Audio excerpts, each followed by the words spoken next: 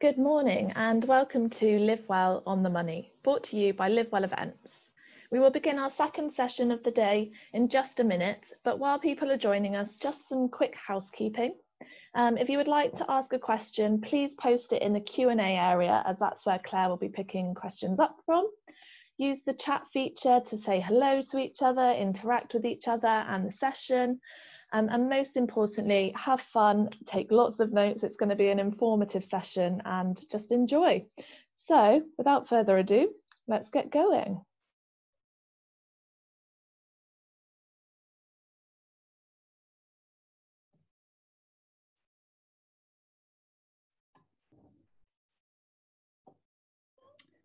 Hello everybody. So we're on to the second session of the day, 4 pillars of financial well-being, changing mindset and behaviour to foster a better relationship with money.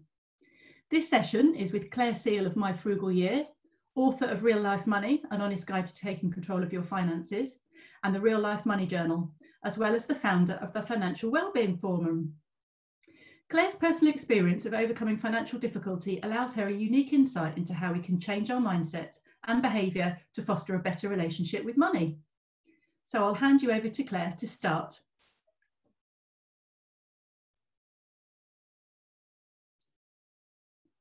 Hi, morning. Hello everyone. It's really nice to be here talking about financial well-being, especially at the moment when people are maybe feeling a little bit precarious or not knowing what's around the corner. I'm going to share my screen because I have a presentation, just some slides to keep us on track. Here we are. So you might know who I am already, or you might not have a clue. So if you had asked me, or if you told me 2 years ago that I would be here sort of doing a presentation on financial well-being, I probably would have had to go and have a brief lie down, because my own financial well-being back then was at a really low ebb, and I didn't really have any idea how to live within my means. I didn't understand money very well, even though I felt that I was kind of successfully managing responsibilities in other areas of my life, like with my children, my job, my family. And it was really, really difficult for me to keep a handle on what I was spending versus what was coming in, and my self-worth was very, very tied to my relationship with money, and all of this coupled with kind of big life milestones which I had quite early on in my life, like having children, getting married, moving house a couple of times, culminated in sort of over £27,000 worth of credit card and overdraft debt, which is a massive amount. And actually, when I speak to people, quite often the attitude, if they've not spoken to me before, is kind of, okay, so where's the flash cars and designer handbags? But the truth is that there aren't any, and this is just what can happen if you don't have a handle on things and you don't have an idea of how to look after your financial well-being. So that's why I've made it a real mission to help other people to, to achieve that, whether they're in the same boat that I was in, or whether they can catch themselves a little bit earlier and prevent some of that stress and worry. So I want to start with a quote that kind of captures everything about financial well-being to me. Financial well-being isn't about getting rich quick or growing your wealth at the expense of all of life's pleasures. It's about having a positive, steady relationship with your finances and using money as a tool to build the life that you want. Now, I think we can all agree that money isn't as it often is treated. It's not something that kind of runs in parallel to your everyday life. It's not a separate entity. It actually has its tentacles kind of wrapped around every area of your life. It affects the decisions that you make. It affects your quality of life. It affects your mental health, especially. So really this session is about making peace with money and creating this sense of financial well-being so that you feel calm, in control, and prepared to deal with any of the curveballs that life throws at you, which is, you know, I think a lot of us can recognize from this year that sometimes there are things that we have absolutely no control over, and the kind of key is not to be completely thrown when those things happen. So the first pillar of financial well-being, and I refer to kind of 4 pillars here because I think that it really helps to have some structure in how you think of your financial well-being. I think that some of us have a relationship with money that's quite chaotic, and we're trying to do one good thing over here, but we're undoing it with an action over here. So I think that being organized and having sort of an internal checklist when we're making financial decisions of, is this good for my financial well-being? We can think of these 4 pillars and kind of check them off one by one. And the first pillar is making peace with your mistakes and leveling your playing field. And this is absolutely crucial. It's a critical step in regaining control over your material financial situation, and also cultivating this more peaceful, positive relationship with money. And it's about letting go of any financial shame that you might feel. You know, speaking from a personal perspective, shame around money is something that I have a lot of experience of. I, you know, for a really, really long time was terrified of telling anybody the trouble that I was in. You know, I only really ever spoke to my husband about it, and even then it was a bit of an elephant in the room where we would only talk about money if we absolutely had to. You know, I was really worried that my friends would judge me or take pity on me, neither of which are things that are very pleasant to experience. I was worried that my family would be disappointed in me and my ability to sort of manage my finances. And I think that, you know, as well as the shame that you feel internally, there is quite a lot of judgment out there, external judgment around people who struggle to manage their money. Either, you know, there's kind of the assumption that they're frivolous or irresponsible or selfish, when actually most people I know who struggle in their relationship with money aren't none of those things. You know, as I said before, they are people who manage responsibility really successfully in other areas of their life. You know, they are doing a brilliant job of raising their children. They are, you know, they're the go-to person for advice or problem solving in their family. They're really successful in their careers. You know, there are any number of ways in which you can be, you know, managing responsibility really well in your life, but it doesn't necessarily go hand in hand with having a good relationship with money. So, you know, I think it's a two-way street, is kind of personally dealing with that financial shame, making sure that you're separating your sense of self-worth from your financial situation. But also, you know, what I feel my job is now is to try and tackle some of those incorrect narratives and assumptions that people make about people who struggle with money. So this kind of part of financial well-being involves laying everything out on the table, which can be a really kind of stressful act in itself, but it's so difficult to start on any kind of journey towards financial well-being if you don't know the lay of the land. You need to know where you're starting from in order to progress. So, you know, if right at the start of this journey for me, I was scared to check my bank balance. I didn't really know what the exact balances on my credit cards were. It was like this really big sort of financial monster under the bed that I was really scared to look at. And it was causing me a lot of anxiety. You know, it got to the point where money was the last thing that I thought about before I went to sleep and the first thing that I thought about when I woke up in the morning. So sort of dragging that financial monster out from under the bed, making sure that you know the lay of the land, that is the first step, really. And, you know, you might want to sit down with someone that you trust, or you might want to do it alone. I would suggest doing it at a time when you don't have any other distractions going on. It's really hard to do if you've got kind of toddlers running around, or if you've got a work deadline, or if you're just already feeling really stressed. But, you know, as soon as you feel ready, that's definitely the first step, is to see what the lay of the land is. It might be better than you think, it might be worse than you think, but you can't really start until you know. The second kind of element of that is forgiving yourself for your mistakes. We all make mistakes with money. It just, you know, it's just circumstantial as to whether they are big mistakes or small mistakes, and whether we have, you know, any kind of bailout that can happen. So, you know, making peace with your mistakes, forgiving yourself for your mistakes is a really important part of letting go of that shame and moving forwards to have a better sense of financial well-being.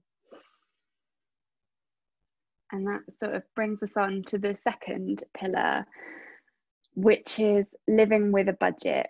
And this starts with reframing how you think of budgeting, because I think a lot of us, and this is certainly how I thought of it and tried to do it in the past, is, you know, we think of it as something that's like really time limited, very restrictive, really unpleasant, often punitive.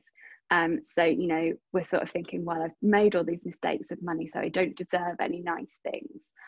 So I'm just going to budget for the bare essentials, and I'll just have to live with like that because I deserve it, which absolutely is not the right approach. You know, that kind of thing is just setting yourself up to fail. So a budget should be something that you live with, not on. Your budget is a crucial part of looking after yourself, your mental health, and your future. So it needs to be something that works for you. It can't be something that's prescribed by somebody else who has no idea of your financial situation, your circumstances, what you value. It has to come from you. So, you know, you can have a really great template, but you probably will need to personalize it to yourself. So yeah, having a budget that works for you is super important. And I think something that's really key to remember is that there's no silver bullet when it comes to budgeting. It's just knowing what's coming in, knowing what's going out, what your kind of essential costs are, and having a plan for what to do with the rest, whether that's paying off debt, whether that's saving, whether it's investing. You know, your budget, all it really is a plan for your money. So I think when you're building your budget, what you need to do is make sure you ring fence the things that have value to you. There is absolutely no point in cutting out something like a gym membership that is maybe your one thing that helps you to feel happy and healthy and, you know, helps your mental health. Because let's not forget that the kind of end result that we're hoping for from all of this is a sense of general well-being. You know, that's what your financial well-being is feeding into. So if you're sacrificing your physical well-being for your financial well-being, there's something not quite right there. So prioritizing the things that have value for you in your budget is a really, really important thing to do. I quite often refer to those short-term, sort of very punitive, very restrictive budgets as crash budgets, because they are, in my view, quite comparable to a crash diet. You go into them with the same mindset of, you know, usually you're trying to fix something that's wrong with you. and you're doing it, you want to do it as quickly as possible for the most dramatic result. But as with crash dieting, what usually happens is any gains are temporary.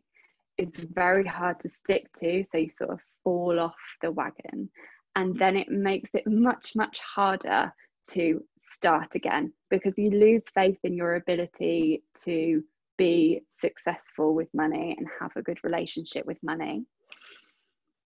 So living with a budget, having a budget that works for you, something that factors in, you know, what's coming in, what's going out, what's important to you, and you know, any financial goals that you have is really, really key. Moving on, it's really difficult to stick to any kind of budget if your spending is out of control. So spending mindfully is the magic ingredient in sticking to your budget. The only way to actually achieve financial well-being is to make sure that most of our purchases are made mindfully, and that we're making a conscious decision to spend, rather than spending on impulse and then regretting it later, because that has the double effect of it harms your material financial situation, it breaks your budget, and it really undermines your confidence with money. So it's much better to make a planned purchase that you have budgeted for and factored in than it is to make a purchase on impulse that you then spend lots of time worrying about afterwards. And you know, everything about the way that we shop at the moment, particularly during the pandemic when most of it's been offline, particularly this weekend when we've got kind of Black Friday and Cyber Monday, and in between is just this manic weekend of being bombarded with emails, being bombarded with social media ads, being bombarded with discounts. Everything is geared towards getting us through what marketers call a conversion funnel as quickly and as seamlessly as possible. I actually used to work in marketing and brands, so I know quite a bit of the inside track of this, and at the time it didn't really stop me from falling victim to it myself. But I think that's part of the reason why I was quite good at my job, was because I was my own ideal customer. But marketers kind of talk about reducing friction online.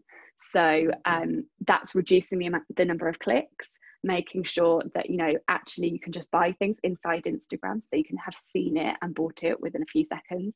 And it also removes some of the decision making that we would naturally have in there.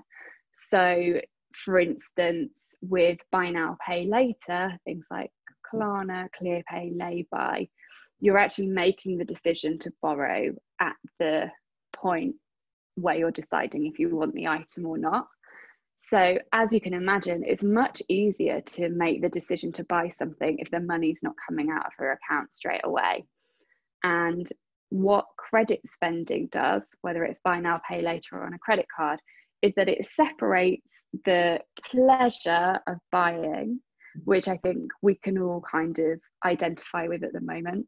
I spoke to a psychologist recently who said that for a lot of people during the pandemic, the only hit of dopamine that they're getting is answering the door to their Hermes delivery person.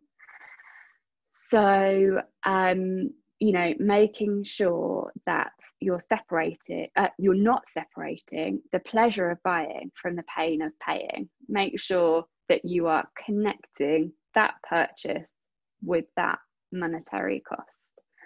And emotional spending can be quite cyclical as well. So, you know, you have the thing where you're feeling quite low, you buy something to cheer yourself up, and then it arrives, you get like a sort of very brief high, and then you realize that you've kind of either like blown your budget, or you've added to a credit card that you were trying to pay off.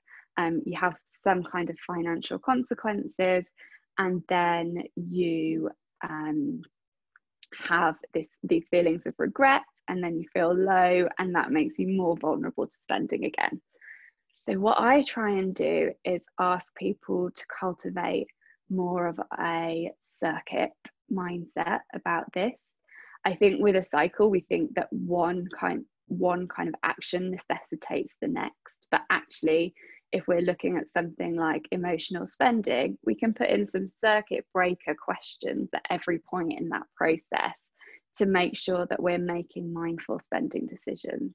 So for instance, before you even start scrolling, before you click the shopping tab on Instagram, or before you go onto a website, or, you know, from Tuesday, or, you know, if you're in Wales or Scotland, before you step into a shop, ask yourself, is this what I should be doing right now? Am I in the right frame of mind to make conscious spending decisions? And if the answer is no, then leave it for a little bit later.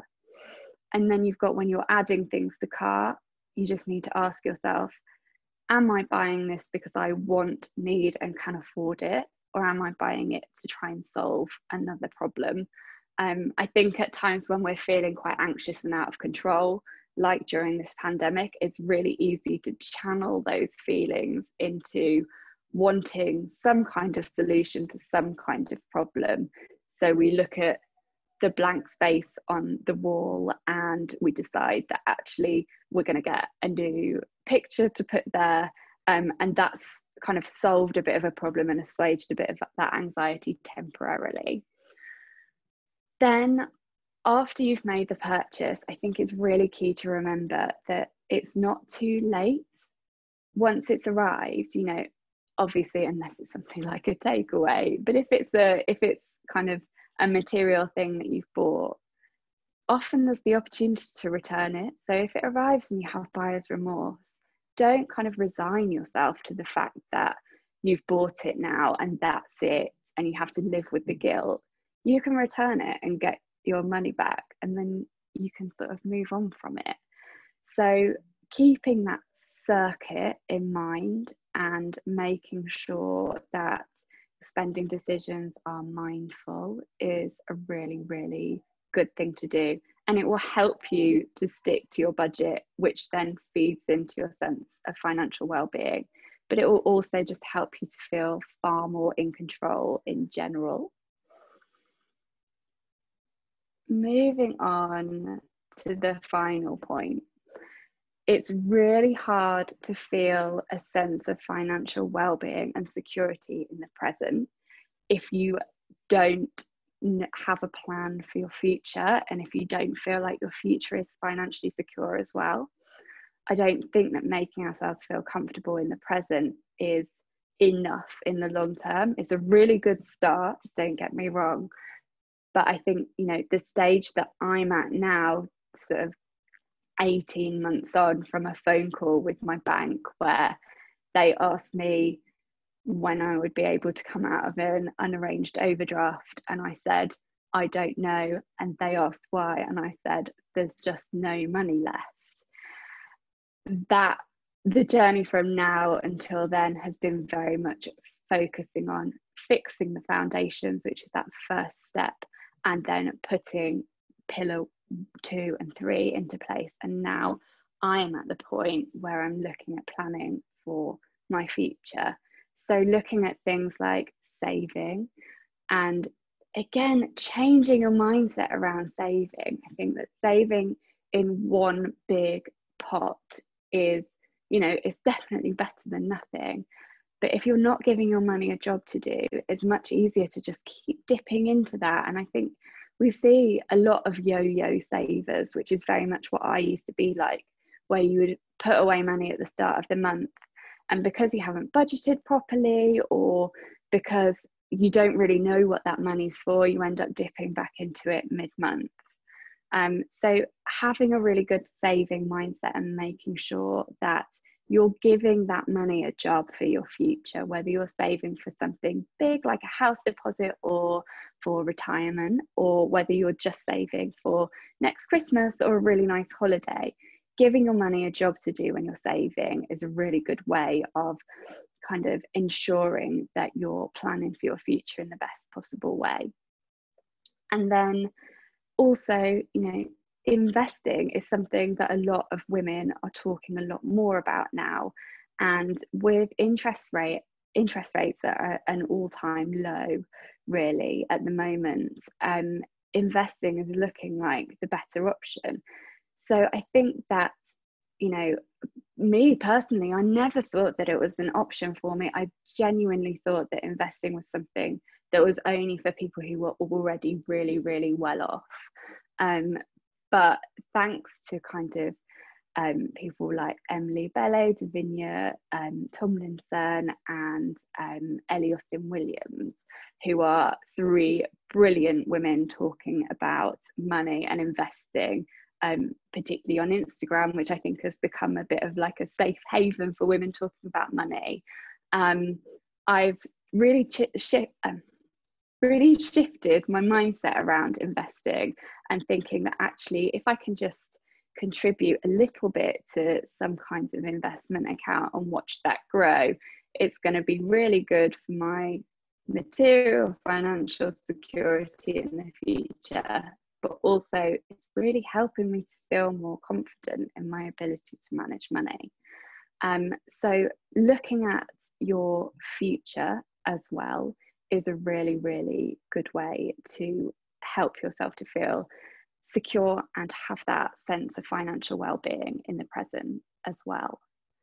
Now, this is just my final slide, which is my 2 books, which is Real Life Money, which is my memoir where I talk about all about kind of my experience and how I managed to sort of turn things around. And then there's the journal, which is coming out next month. But really to finish off, I just wanted to recap over the 4 pillars, which are making peace with your mistakes and kind of fixing those foundations, learning to live with a budget, spending mindfully and changing those habits, and then finally planning for your future. And that's kind of it. But I'm going to look now and see what questions we've got. I think we've got a couple in the Q&A. Just going to stop sharing my screen. Here we go. Right, so the first question is from an anonymous attendee, and it says, so I have the opportunity, being at home for the time being, to save up 10k for a boob job that I've wanted for a really long time since losing a lot of weight.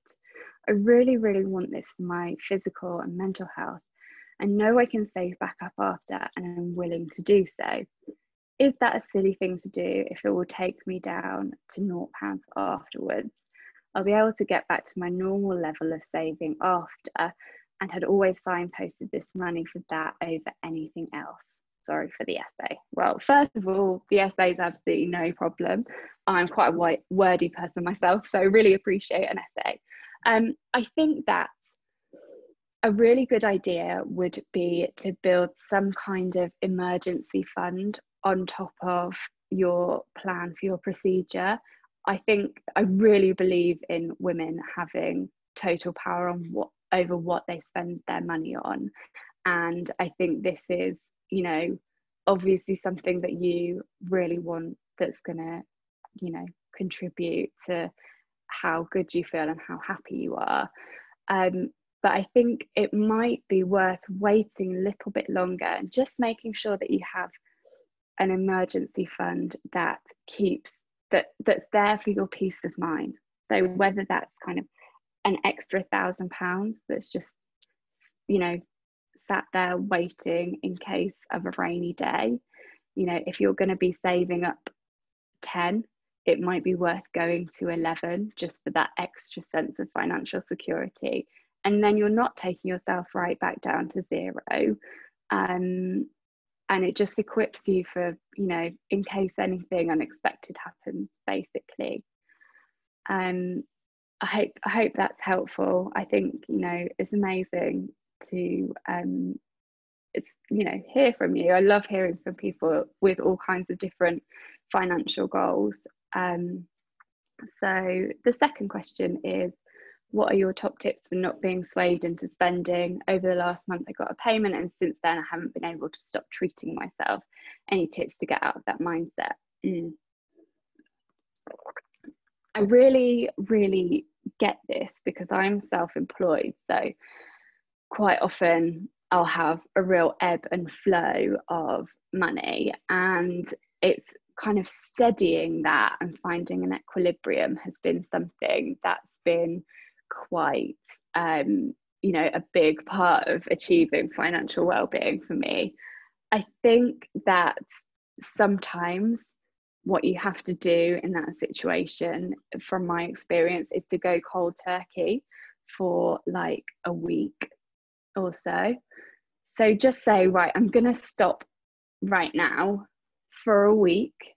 And then if you come back after that week and you've kind of, you've had seven sleeps on it, basically, then you can make a more informed and mindful decision about whether those things that you're treating yourself to, you're doing it because you really want them, or whether it's for that like hit of dopamine and because you feel like you kind of deserve them and worked really hard for that money. So I think that sometimes giving yourself a circuit break in terms of just a pause in that spending can be really powerful in helping you to know your own mind and helping you to know what you actually want and what you can afford, and thinking about whether that money would be better used for something else as well.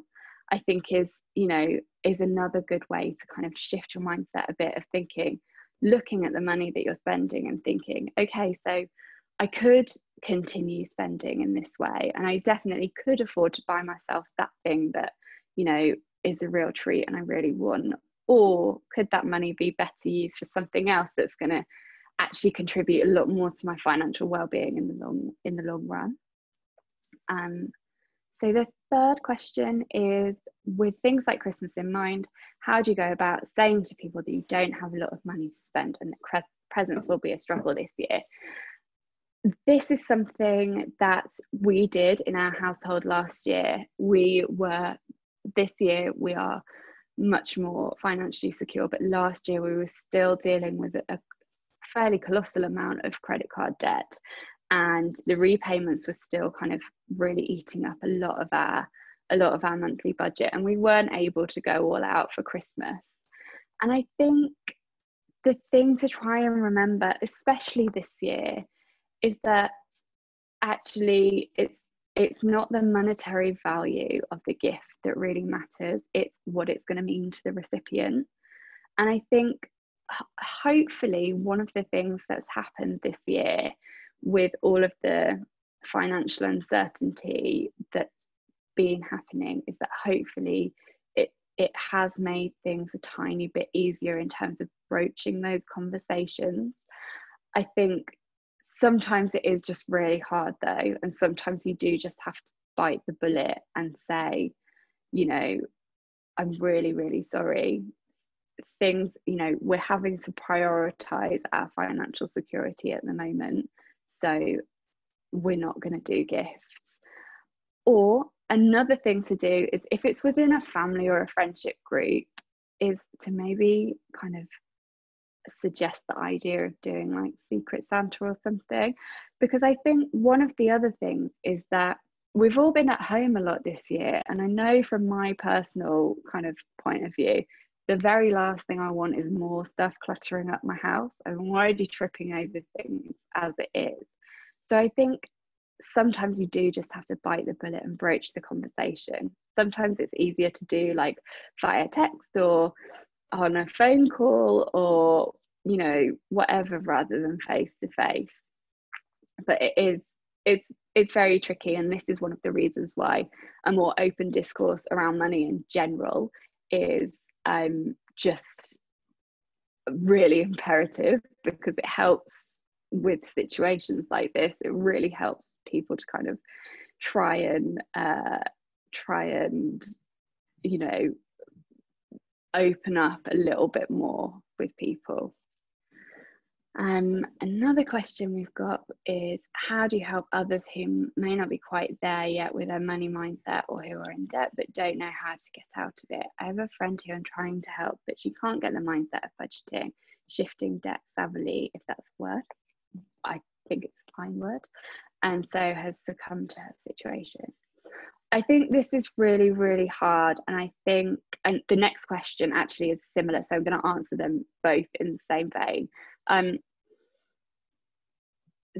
Spending issues and compulsive spending and difficulty with money is not a recognized addiction, but it is recognized by a lot of psychologists that it shares a lot of qualities with, you know, sort of recognized addictions. And so it might be worth reading some advice for people supporting anybody with another kind of addiction, but in general you can't make the decision for them. So I would say, I know it's really difficult to watch, but as someone who's been through that, who's been in the situation of your friend or the person who's close to you, it really is that you have to kind of have the turning point moment yourself. You can put the right information out there, maybe kind of you can give them a nudge towards me and my Instagram account, because it's a real like judgment-free sort of money space with no judgment, and kind of everything's treated with quite a lot of emotional intelligence, because I really understand how difficult it is to face up to those issues, because once you do, you get that kind of avalanche of shame and guilt, and it can be really hard to face up to that. So maybe try and steer these people in the direction of help, but you can't do it for them. And I understand that can be quite painful to watch and quite painful to listen to, but it has to be their decision. And I've got a couple more minutes to answer questions. So this was quite a quickie, I think. Is it best to clear an overdraft or credit card debt? How do you suggest saving while clearing debts? Do you suggest saving while clearing debt or quickly clearing debt to start saving? I've made my planned overdraft and credit card. I think that have a look at your interest rates.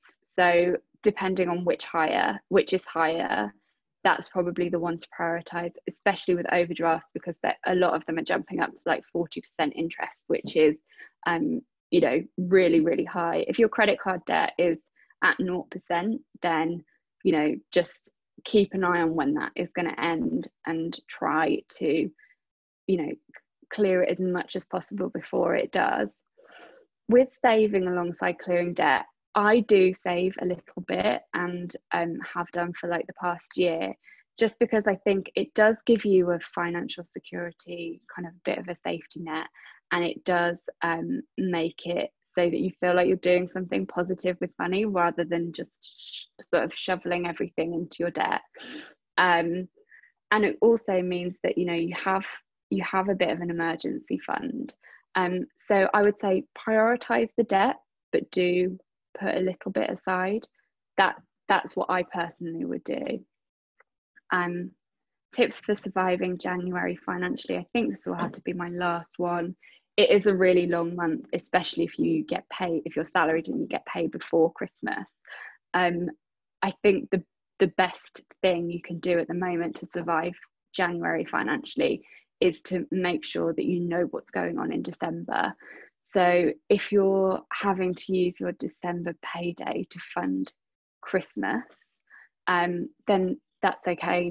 Absolutely no judgment. It's been a very difficult year for a lot of people, and this time of year is always more expensive than you think it's going to be anyway. But make sure that you're still treating that December salary as your money to live off in January.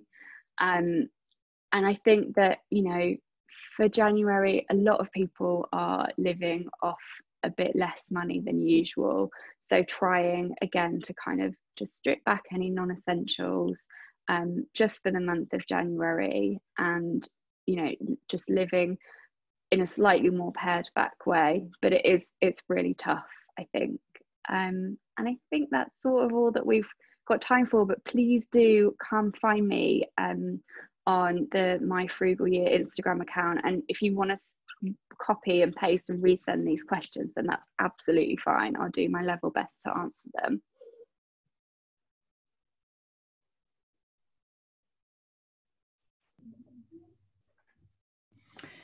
Thank you, Claire. Well, that session was really, really inspiring, and hopefully everyone, you all got some helpful tips to take away with you to help you feel more confident with your finances. Our final session of the day is with Richie Bostock on breathing your way through uncertain times. So that will be starting at 12:20. Don't miss it, as you will all feel amazing afterwards and really set you up for the rest of the day. So I look forward to seeing you then. Thank you, Claire. Thank you. Thanks, everyone.